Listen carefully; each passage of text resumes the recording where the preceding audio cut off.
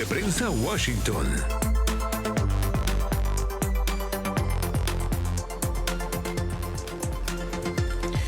¿Cómo están? Bienvenidos. Aquí comenzamos una nueva edición de Club de Prensa en Washington, D.C., que a partir de hoy tendré el honor de acompañarlos de manera permanente. Soy José María del Pino y les doy la bienvenida a esta nueva edición de nuestro programa, que hoy va a tener, por cierto, dos grandes invitados.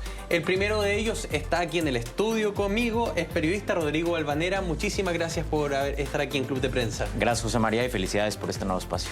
Muy bien, y vamos a saludar de inmediato a nuestro otro invitado directamente desde España. Es Gonzalo Sarasqueta, director del Máster en Comunicación Política y Empresarial de la Universidad Camilo José Cela. Bienvenido, Gonzalo, a Club de Prensa Washington, D.C. José, muchas gracias por la invitación y felicitarlos también por esta nueva edición. Bien, pues vamos directo porque ustedes saben, tenemos horario nuevo, así que ahora entramos con noticias que han ocurrido en la mañana. Antes estábamos acostumbrados a traernos, ¿no es cierto?, algunas noticias que venían del día anterior para el análisis.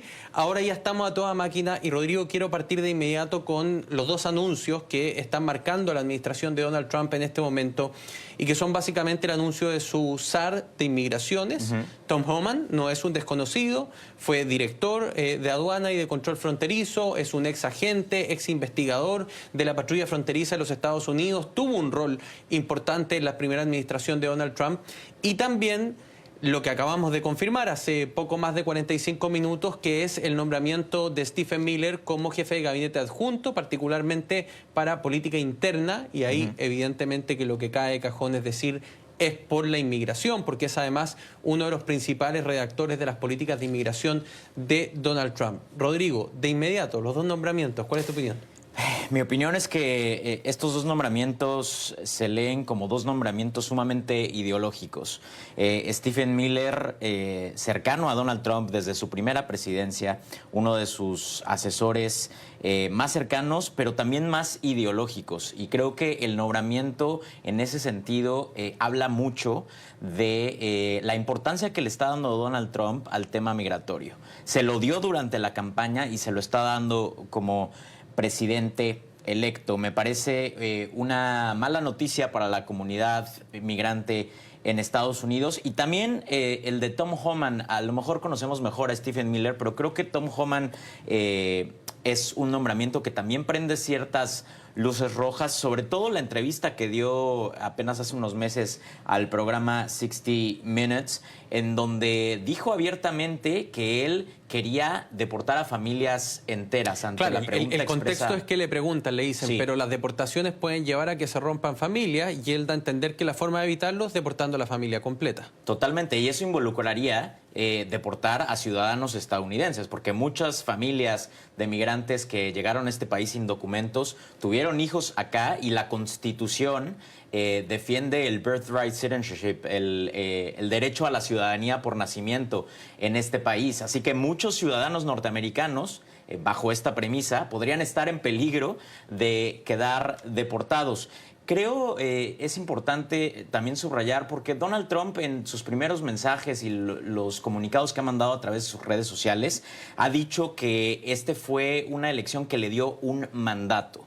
Pero creo que desde acá tenemos que subrayar que no podemos sobreleer los resultados electorales, porque a pesar de que Donald Trump sí ganó todos los estados columpio y tuvo una diferencia en el voto electoral de 312 a 226, si vemos el voto popular, va a ganar Donald Trump a comparación del 2016, pero todo pinta para que gane entre 1.5%, 2%. Al final, y esto hay que remarcarlo a la audiencia, hay votos que se siguen contando en ciertos estados. Sí, de hecho esto va a terminar más o menos 78 millones contra Totalmente. 74 millones de votos. No se han perdido, le paso el dato, no se han perdido 15 millones de votos. No hay conspiración alguna. Vi de inmediato a la conspiración, pero históricamente California por el voto por correo, la gran mayoría vota por correo, se ha demorado muchísimo en contar los votos. Mi punto es que un resultado de 50.5 contra 49% en ningún lugar del mundo se leería como un mandato.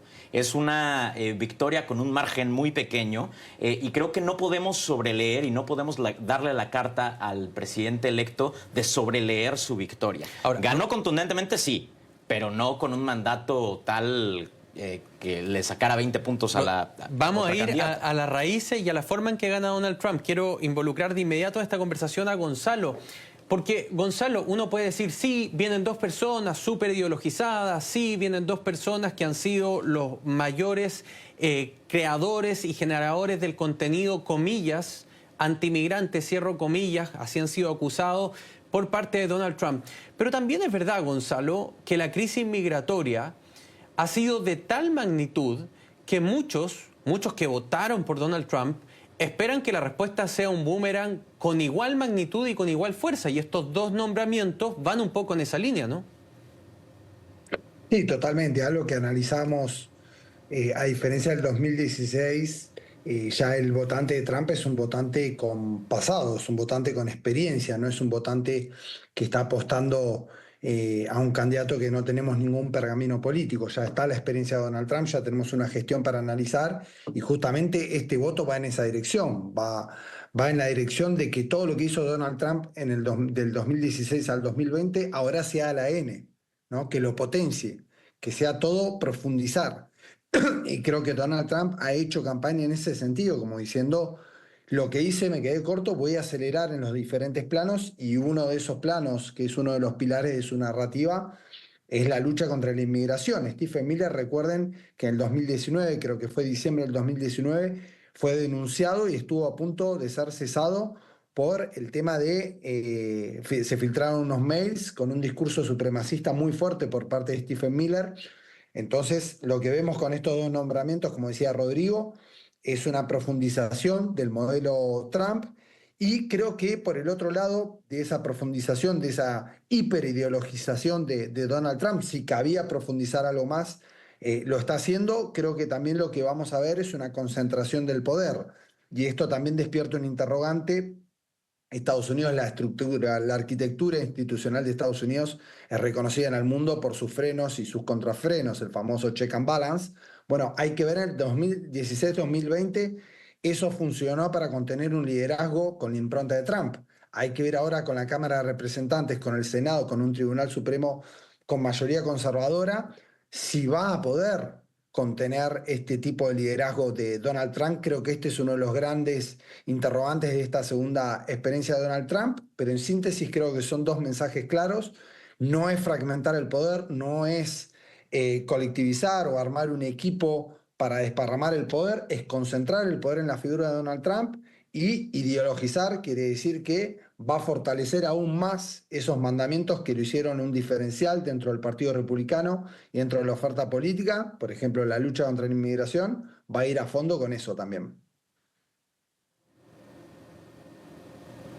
Ahora, estamos hablando de dos personas, de Stephen Miller, estamos hablando de Tom Homan.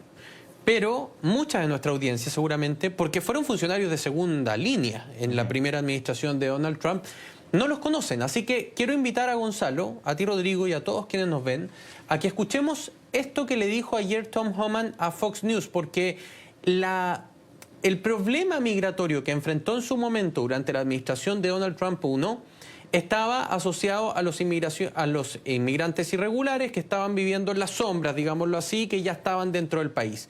Hoy en día el principal problema de la inmigración es el sistema de asilo, la cantidad de gente en espera de respuesta y cómo se ha saturado el sistema, lo que permite en el fondo que el gobierno al final del día sea muy poco el control que puede generar. ¿Qué dijo Tom Homan respecto al sistema de asilo? Escuchemos.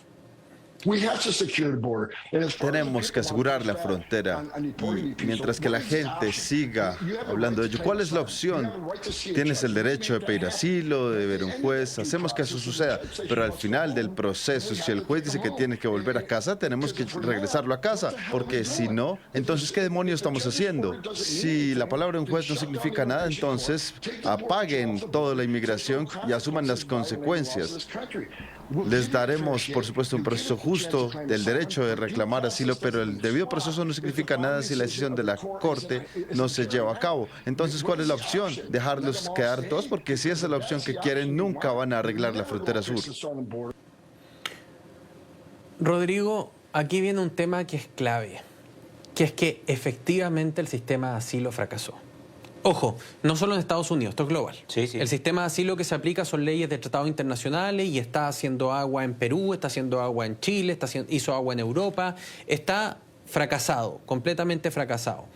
Pero hay un hecho que es cierto, que es que las cortes se están demorando 8 o 10 años en dar una respuesta, que en ese tiempo un inmigrante tiene ciertas garantías provisionales, puede trabajar, puede instalarse en el país, y cuando la Corte dice, mire, su caso, como en la mayoría de los casos, porque la mayoría de los asilos no terminan en la concesión del asilo, esa persona ya no es sabida.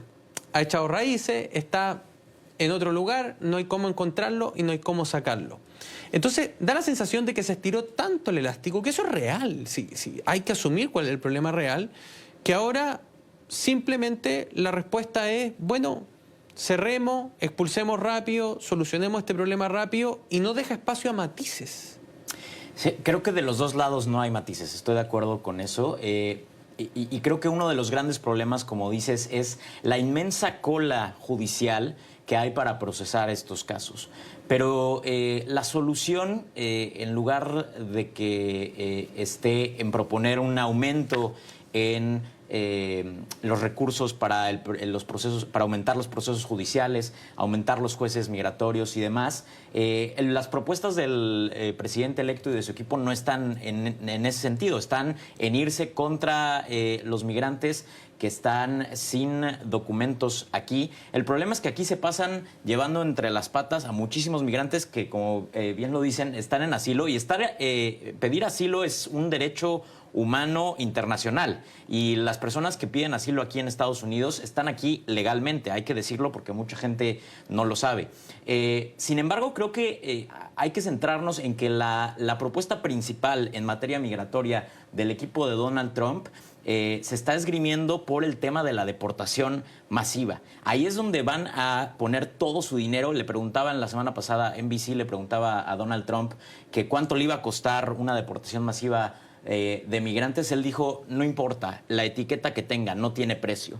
Creo que es ahí donde le están poniendo el énfasis, y por lo tanto en los medios también deberíamos de notar cómo se va a llevar a cabo eso y si van a respetar los derechos humanos o no de esos y migrantes. vamos a ir hacia allá, Rodrigo, pero también es cierto que hoy en día ya tenemos cientos de miles de personas a quienes el asilo se les negó, porque las cortes han seguido trabajando desde tiempo y no se les puede ubicar.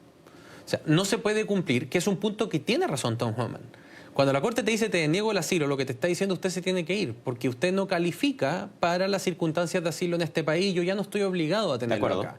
Y a esa gente ya no se le encuentra, y a esa gente no hay cómo sacarla del país. Mi argumento, nada más para terminar, creo que la solución de eso es aumentar la capacidad jurídica para que esos casos se puedan procesar en un par de años, por lo menos, si no es que en meses, pero para que no estén 8 años acá. Después de 2 años no van a sacar a es el problema, aquí se tardan 8 años. años y después es muy difícil encontrar estos. Pero es legítimo, y esa es mi pregunta, ¿es legítimo que un oficial de gobierno como Tom Homan diga, ya hay debido proceso, ya resolvió la Corte, tengo derecho a tomar a esa persona y expulsarla? ¿Es legítimo? Totalmente, bajo la ley es legítimo. Ahora, lo que no me parece legítimo es lo que mencionaba en la otra entrevista que mencionaba en el primer segmento, que él anunció que iba a deportar a familias enteras, y eso involucra a ciudadanos estadounidenses. Sin duda, ya vamos a hablar de eso. Gonzalo, antes de ir contigo, veamos entonces quién es Stephen Miller. Stephen Miller es además muy conocido por ser un personero político que pierde la paciencia muy rápido, que tiene una forma muy efusiva de dar a conocer sus opiniones y que muchas veces caen en el irrespeto. Bueno, hemos visto durante la campaña republicana que muchas veces se ha caído en el irrespeto. Veamos qué dijo Stephen Miller sobre la inmigración en el rally de campaña en Madison Square Garden, donde fue uno de los oradores principales. A continuación. Los carteles se irán, los migrantes criminales se irán. Estados Unidos es para los estadounidenses únicamente. Un hombre lo hará. Damas y caballeros, un hombre que recibió una bala por ustedes, recibió una bala por la democracia. Estados Unidos para los estadounidenses, esa frase generó polémica porque hay una muy similar que tiene que ver con Alemania y que tiene que ver con el régimen nazi, se transformó viral. No les estamos mostrando aquellas veces que Stephen Miller ha perdido los estribos con algún periodista y ha terminado a los garabatos al aire, no. queremos remitirnos simplemente a lo que piensa. Stephen Miller es uno de los principales redactores de la política migratoria de los Estados Unidos durante la primera administración de Donald Trump y se les indica a él como uno de los autores de la separación de las familias. Ahora bien, Gonzalo, ahí va mi pregunta, porque en el segundo bloque, y nos queda un minuto, a ver si esta primera respuesta me la puedes dar un poco más concisa, pero respecto a las familias, más allá de que hayan causas legales para poder sacar a una persona del país, el tema de la familia, de un sector además tan ligado al cinturón bíblico, al cristianismo, a la importancia que tiene, parece ser el mayor escollo que van a tener que saltar los republicanos. Es lo que más genera debate en Estados Unidos, el separar familias por la composición migratoria de esos hogares. Sintético, y creo que lo he hecho en la primera respuesta. Hablamos de profundizar, y eso cuando decimos profundizar las políticas migratorias de Trump, creo que incluye este tipo de medidas, aún teniendo ciertos costos en ciertos sectores creyentes, creo que van a profundizar en este tipo de medidas, creo que no van a dudar, y creo que los primeros meses en esto van a ser tajantes, van a ser contundentes y no lo van a dudar. A la vuelta de este corte, a los que los voy a invitar ahora, vamos a conversar sobre la separación de familia, vamos a profundizar un poco en eso. Le tengo algunos datos que quiero compartirle a ustedes y a la audiencia para que lo podamos hablar. Y sobre el perfil, ¿no?, de estas dos personas que han llegado a la administración de Donald Trump y que estarán en el gobierno de este país a partir del próximo 20 de enero del año 2025. Esto es Club de Prensa Washington DC, hacemos un corte y ya estamos de vuelta. Ya regresamos con Club de Prensa Washington por NTN 24, el canal de las Américas. Continuamos con Club de Prensa Washington por NTN 24, el canal de las Américas. Seguimos haciendo Club de Prensa desde Washington, D.C. en esta tarde del día lunes que ha estado marcada por las noticias, los nombramientos y el avance en la toma de posesión de Donald Trump, quien será nuevamente presidente de los Estados Unidos a partir del 20 de enero del año 2025. Les quiero recordar, si antes de que sigamos con nuestro debate, que usted puede participar, comentar y sugerir temas a través de las redes sociales de Club de Prensa en todas nuestras plataformas. Estamos hablando sobre los nombramientos de Stephen Miller como jefe de gabinete adjunto de la administración de Donald Trump y también de Tom Homan como SAR contra la inmigración ilegal en los Estados Unidos, que, por cierto, fue un cargo que también ostentó la vicepresidenta Kamala Harris. Ahora bien, Gonzalo Sarasqueta, investigador del Instituto de Ciencias Políticas y Sociales de la Universidad Autónoma de Barcelona, te quiero hacer una pregunta porque hemos hablado mucho sobre ¿cuánto influyó el voto latino? Mientras más decantan los números, más certeza tenemos que fueron los hombres latinos parte de los votos que cambiaron hacia Donald Trump y muchos se atreven a decir parte sustancial del triunfo de Donald Trump. Pero en Estados Unidos, y te comparto esta cifra, 1 de cada 25 hogares tiene composición migratoria mixta. Es decir, en 1 de cada 25 hogares hay personas que tienen documentos y personas sin documentos que están relacionadas sanguíneamente. Eso en total son 3 millones de hogares en los Estados Unidos, que visto así es un gran número. Sin embargo, los latinos parecen haber apoyado con muy fuerza las políticas que Donald Trump impulsaba en economía y en migración, y el temor que hay es que esos 3 hogares hoy estén fuertemente amenazados por lo que podrían ser las políticas migratorias de Donald Trump. ¿Cómo lo interpretas tú?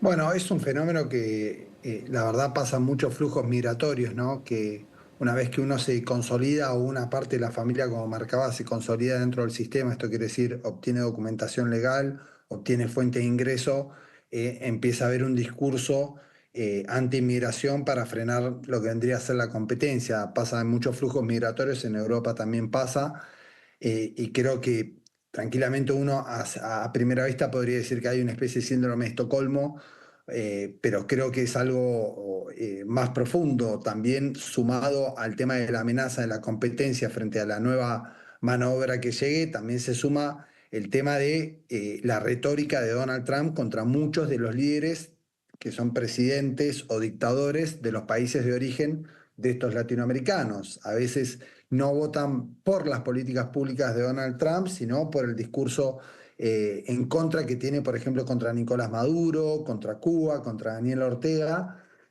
los latinoamericanos se sientan representados por esa retórica.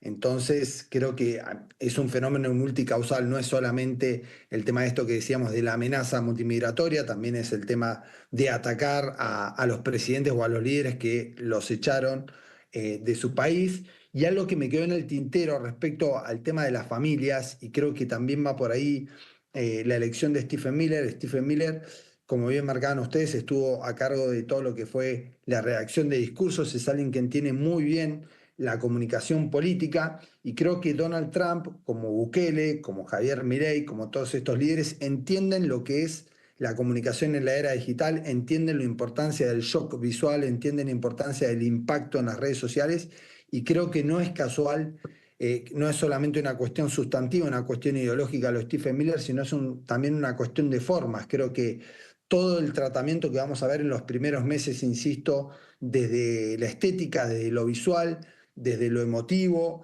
creo que van a generar muchos contenidos, como hace Bukele, por ejemplo, que van a producir un shock en la agenda, marcando lo que es esta profundización de la agenda migratoria, que ya habíamos visto en la primera experiencia, ahora la van a profundizar, como decíamos, y que no solamente va a tener un efecto comunicacional y un efecto de sentido en la población, sino que ellos también lo toman como una política pública. ¿A qué me refiero? Que mostrar, por ejemplo, que no les va a temblar el pulso con el tema de las familias, también es una señal para los nuevos flujos migratorios, ¿no? Es una señal de alarma, es una señal de advertencia para aquellos que quieran emprender la aventura, por ejemplo, de arrancar por el Darién, cruzar, hacer el recorrido del Triángulo del Sur, todo esto estos procesos creo que también va a ser una señal muy fuerte para intentar frenar esos flujos migratorios. Ahora, Rodrigo, los latinos le dieron una votación histórica al Partido Republicano en esta elección, pero hay 3 millones de hogares en amenaza. Te quiero leer un tuit. Esto es Stephen Miller, 1 de enero del año 2024. Él dice, las deportaciones comenzarán al mediodía, el día del cambio de mando. 20 de enero del 25. Creo que mi mayor preocupación con estos dos nombramientos es que simbolizan lo que para mí va a ser la mayor diferencia entre la primera y la segunda presidencia de Donald Trump, que es el hecho de que va a tener muchos menos contrapesos en su equipo. Y me explico, en el 2016 todos nos sorprendimos con que Donald Trump ganara. Yo creo incluso que el mismo Donald Trump se sorprendió con su victoria en ese entonces.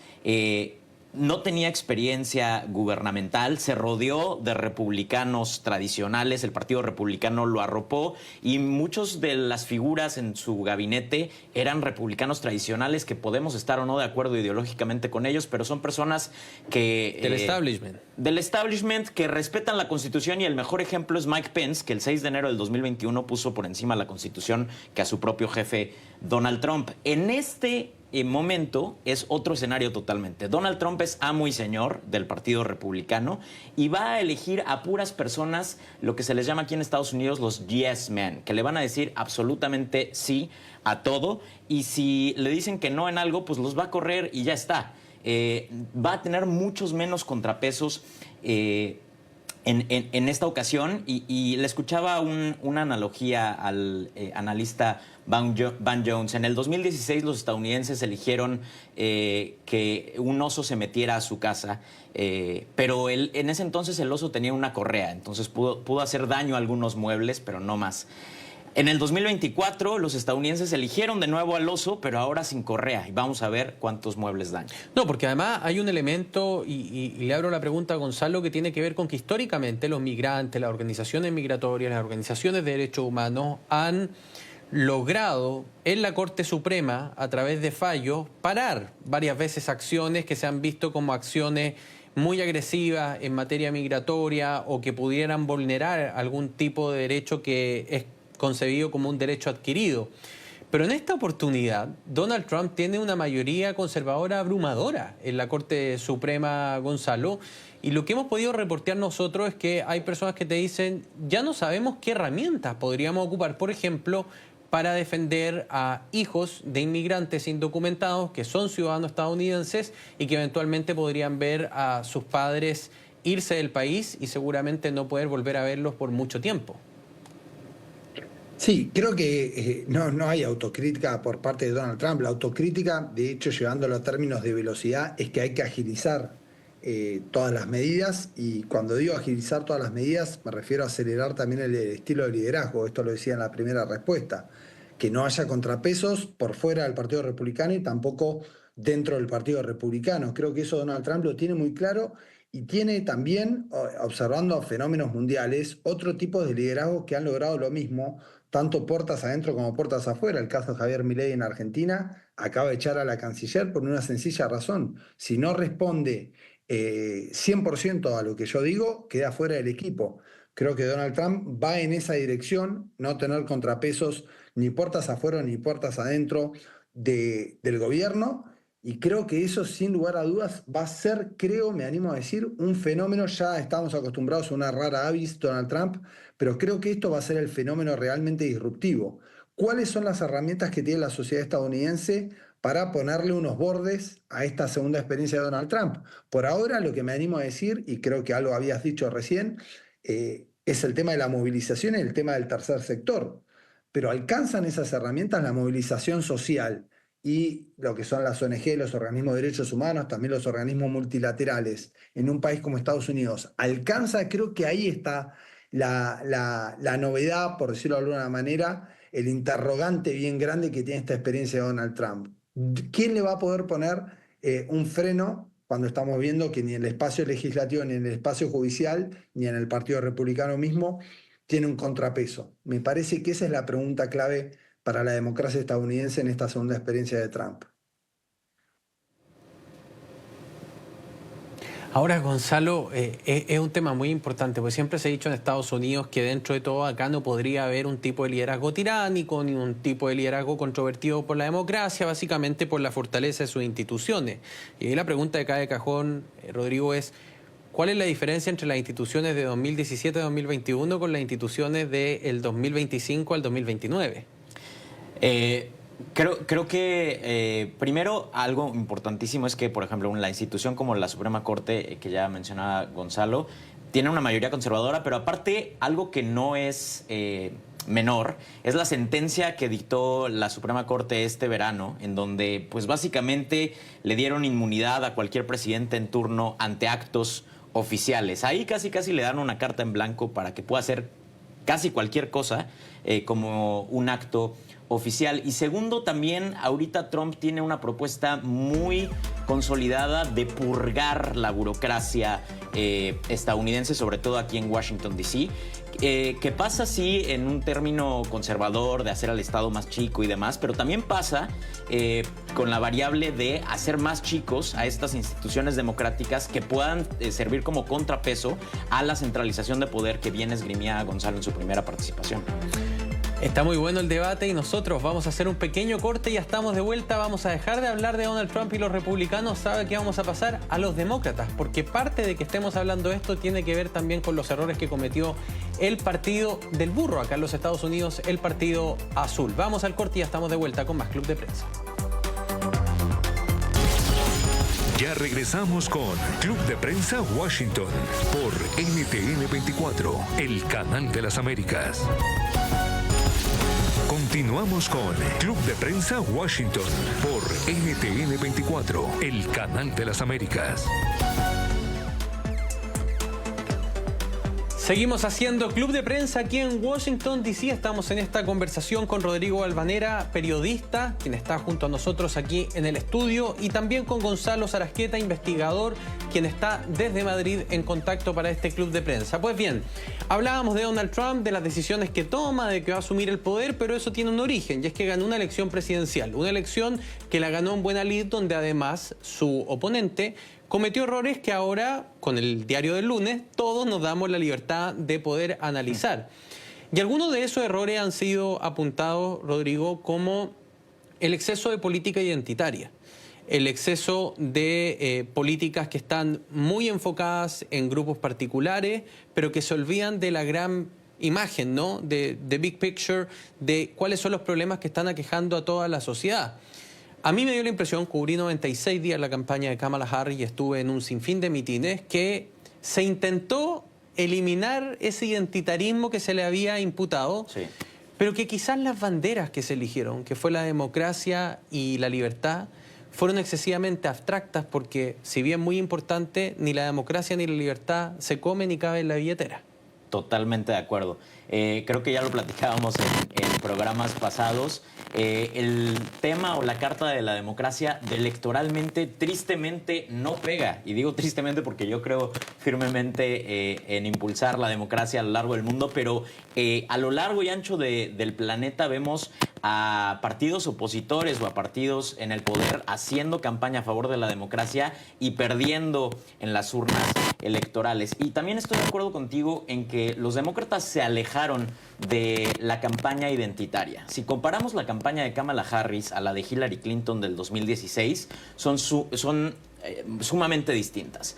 Kamala Harris tenía todas las cartas para poder hacer una campaña identitaria y apelar a esa ala woke de su partido, decir, a ver, ella es una mujer con dos padres inmigrantes, una mujer afroamericana, una mujer con ascendencia de la India, pero jamás o muy pocas veces durante su campaña hizo referencia a su género, a romper el techo de cristal, a que iba a ser la primera mujer presidenta del país, no hizo referencia a su color de piel.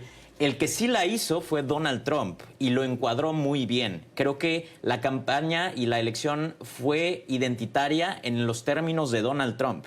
Entonces todos los votantes de Donald Trump sí percibían esos factores en el Partido Demócrata, porque también Donald Trump tenía de dónde agarrarse, porque en el pasado, como bien argumentas, el Partido Demócrata se ha enraizado en esos argumentos identitarios. Entonces no nace del aire estos argumentos de Donald Trump, pero me parece que ganó más la mentira y el encuadre mentiroso de Donald Trump que el mensaje de Kamala Harris, que no resonó en la mayoría de los votantes. Esa regresión tiene que ver con que efectivamente hay mucha gente que está aburrida de la corrección política, que está aburrida de tener que andar. A mí en algún mitin alguien me dijo, siento que ando como pisando huevos todo el tiempo, como que no tengo que hacer que estos huevos se rompan. Y aquí le abro la conversación a Gonzalo porque está en Europa y este es un fenómeno que está ocurriendo en Europa. Yo he leído con atención libros como La trampa y la identidad o Left is not woke de Susan Neiman, ¿no es cierto? En Europa se viene conversando sobre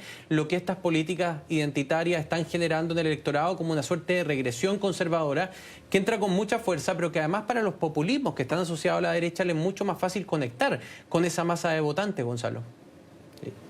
Sí, totalmente, y te extiendo el tema de José, también de Latinoamérica. El caso, no quiero insistir, pero el caso Javier Milei también produce esto.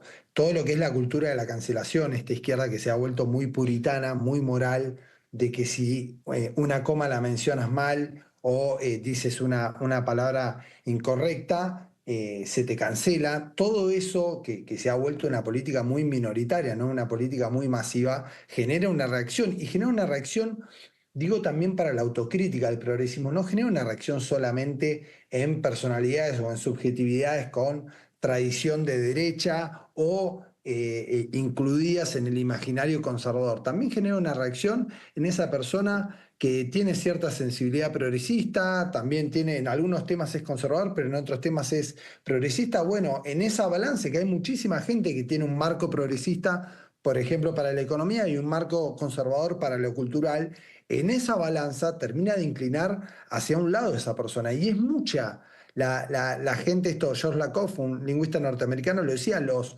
biconceptuales, ¿no? Las personas que tienen los dos marcos y según la situación van activando uno y otro. Toda esta política de la cancelación, toda esta política de llevar todo a un plano moral, de vos sos el bueno, vos sos el malo, creo que ha hecho mucha mella en el progresismo a escala occidental, me estoy refiriendo, y que ha vuelto el progresismo de una política de ser esa fuerza que se encargaba de las mayorías, esa fuerza que se encargaba de las masas, se ha vuelto muy correcta y se ha vuelto muy minoritaria en cuestión de narrativa. Creo que eso Donald Trump, y lo decían ustedes antes, lo ha capitalizado muy bien.